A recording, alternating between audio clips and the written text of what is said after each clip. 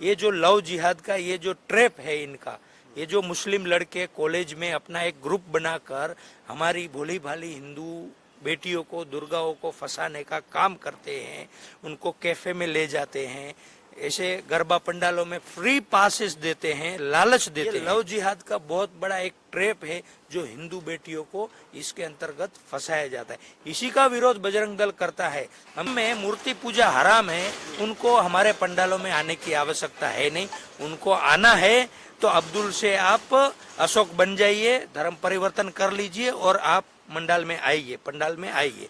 अन्य मुंबई समेत पूरे देश में नवरात्रि मनाई जा रही है, गरबा पंडाल सजाया जा रहे हैं और गरबा भी खेला जा रहा है।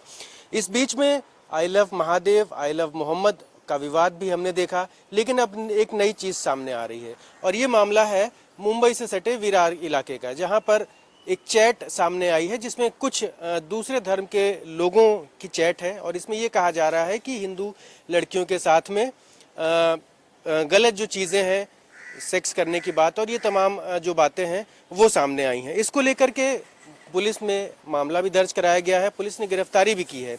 ऐसे में बजरंग दल भी एक्टिव हो चुका है और बजरंग दल के जो कोंकण प्रांत के प्रमुख हैं गौतम जी, उनसे हमने संपर्क किया और उनसे बातचीत करेंगे कि आखिर वो इस मसले को कैसे देख रहे हैं, क्योंकि आई लव महादेव और आई लव मोहम्मद वाले विवाद पे बजरंग दल ने सक्रिय भूमिका निभाई थी। अब एक ये नया मामला है, आप इसको कैसे देख रहे हैं और क्या आपकी बातचीत हुई है पुलिस स्टेशन वगैरह में? हमारे सभी वहाँ के जो बजरंगी है वो उनके संपर्क में है और वो कॉलेज कैंपस है जहाँ पर ये गरबा हो रहा है, उनके भी संपर्क में है। एफआईआर हो गई है, उसमें से कुछ गिरफ्तारियां भी हुई है। लेकिन ये नया विषय नहीं है, ये अभी की नवरात्रि में हुआ ऐसा विषय नहीं है। पिछले 40 साल से बजरंग दल समाज को ये बताते आ रहा है कि आप अपनी बेटियों को ज्ञान दीजिए, धर्म क्या है, संस्कृति क्या है, संस्कार क्या है, इसकी समझ देने की आवश्यकता है। जब भी बजरंग दल बोलता है तो समाज को ऐसा लगता है कि बजरंग दल समाज में हिंदू मुस्लिम कर रहा है या दंगा फैलाने की कोशिश कर रहा है। ऐसा बिल्कुल भी नहीं है। हम हमारी बेटियों को लेकर, दुर्गाओं को लेकर हमेशा चिंतित रहते हैं, इसलिए बजरंग दल सक्रिय भूमिका निभाता है। ये जो लव जिहाद का ये जो ट्रैप है इनका, ये जो मुस्लिम लड़के कॉलेज में अपना एक ग्रुप बनाकर हमारी भोली भाली हिंदू बेटियों को, दुर्गाओं को फंसाने का काम करते हैं, उनको कैफे में ले जाते हैं, ऐसे गरबा पंडालों में फ्री पासेस देते हैं, लालच देते हैं फ्री पास का, ताकि वो लड़की उसके इन्फ्लुएंस में आ जाती है कि भाई देखो मुझे इसने फ्री पासेस दिया। ऐसे उसको अट्रैक्ट करने का काम करके इसी माध्यम से उसको फिर आहिस्ता आहिस्ता दोस्ती करते हैं, निभाते हैं, फिर कैफे में ले जाते हैं या फिर कुछ ड्रिंक में उसको बेहोशी की गोली देकर फिर होटल में ले जाकर उसका शोषण करते हैं। शोषण करने के बाद वीडियो बनाते हैं, फिर वो वीडियो बनने के बाद बार बार उसी वीडियो को दिखाकर उसका शोषण किया जाता है। ये लव जिहाद का बहुत बड़ा एक ट्रैप है जो हिंदू बेटियों को इसके अंतर्गत फंसाया जाता है। इसी का विरोध बजरंग दल करता है। हम किसी भी धर्म समुदाय के खिलाफ नहीं है, लेकिन हमारी बहन बेटी को अगर कोई शोषण करेगा, उसकी इज्जत लूटने का प्रयास करेगा, तो वहाँ पूरी ताकत के साथ बजरंग दल खड़ा रहेगा। और ये इतना बड़ा कॉलेज कैंपस है, इतना बड़ा वहाँ पर डांडिया होता है, आयोजकों की भी जिम्मेदारी होती है कि वहाँ पर कौन आ रहा है, कौन नहीं आ रहा है। हमने स्पष्ट, विश्व हिंदू परिषद बजरंग दल की स्पष्ट भूमिका है कि हमारे गरबा पंडालों में एक भी विधर्मी, एक भी अन्य धर्म का व्यक्ति, मुस्लिम धर्म का व्यक्ति की यहाँ पर आने की अनुमति नहीं है और उनको आने न दिया जाए। तो ये हमने स्पष्ट कहा है। फिर भी कहीं कहीं पर वो भाईचारा का कीड़ा बहुत आज लोगों को है अभी भी।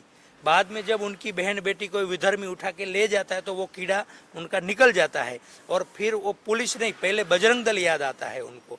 इसलिए हम कहना चाहते हैं सभी गरबा पंडलों से कि अभी भी जो 3 दिन बचे हैं उसमें आप पूरी सिक्योरिटी, सुरक्षा रखिए और कोई भी विधर्मी इस गरबा पंडाल में आए नहीं। अन्यथा अभी जो हम पेश आएंगे बजरंग दल, वो सख्ती से पेश आएंगे और उसका जो भी लॉ एंड ऑर्डर भी अगर बिगड़ता है तो उसका जिम्मेदार वो आयोजक और पुलिस प्रशासन रहेगा।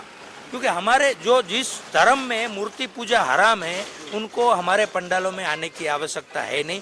उनको आना है तो अब्दुल से आप अशोक बन जाइए, धर्म परिवर्तन कर लीजिए और आप मंडाल में आइए, पंडाल में आइए, अन्यथा हम नहीं आने देंगे। गौतम जी, आपको लगता है क्या कि जिस तरह का आज ये मामला पेश आया है, ऐसे में जो हिंदू समाज की लड़कियां हैं, युवतियां हैं, उनको समझाने की, काउंसलिंग करने की ज़रूरत है, चाहे उनके अभिभावक हों या बजरंग दल या वीएचपी की तरफ से भी इस तरह की कोई महिलाओं की विंग है जो इस दिशा में काम कर रही है? बिल्कुल, आपने अच्छा सवाल पूछा, प्रश्न पूछा। हमारी दुर्गा वाहिनी और मातृशक्ति ये पूरे भारत में ये तरुण महिलाओं के लिए जो कॉलेज में, स्कूल में पढ़ती है उनके लिए काम करती है। और इसके माध्यम से भी हम सभी हमारी बहनों को, दुर्गाओं को एक अवेयरनेस के लिए उनका काउंसलिंग भी करते हैं, उनको समय समय पर लाठी काठी का भी ज्ञान देते हैं और उनको काउंसलिंग करके हमारा धर्म क्या है, संस्कृति क्या है, इसका पूरा हम समझ देते हैं। दुर्गा वाहिनी हमारी युवा, जैसे बजरंग दल युवा शाखा है विश्व हिंदू परिषद की, वैसे ही विश्व हिंदू परिषद की महिलाओं, दुर्गाओं के लिए युवा शाखा है वो दुर्गा वाहिनी है और महिलाओं के लिए मातृशक्ति है। तो ये पूरे भारत में सभी महिलाओं का, सभी बहन बेटियों का, दुर्गाओं का काउंसलिंग करती है। अभी हमारे कोकण प्रांत ने एक पत्र भी जारी किया है। हमारी इस कोकण प्रांत की जो संयोजिका है मनीषा ताई भोयर, वासी में उनका निवास है, वो बहुत अच्छा काम कर रहे हैं। हमारे क्षेत्र के संयोजिका है प्रतिभा जी बोथारे, ये बहुत अच्छा काम कर रहे हैं। और दुर्गा वाहिनी की जो हमारी इस कोकण प्रांत की संयोजिका स्वाति ताई भोसले, ये सभी महिलाओं के साथ मिलकर अभी नवरात्रि में माँ दुर्गा की आराधना, पूजा अर्चना कर रहे हैं और अवेयरनेस ला रहे हैं। और ख़ास करके युवाओं को नशा मुक्त करने का और अपने इस देश को आर्थिक रूप से मजबूत करने का काम विश्व हिंदू परिषद, बजरंग दल, दुर्गा वाहिनी और मातृशक्ति मिलकर कर रहा है। और सरकार को भी, केंद्र सरकार को भी सहयोग है, राज्य सरकार का भी सहयोग लेकर पूरे भारत में नशा मुक्ति का हम अभियान चला रहे हैं।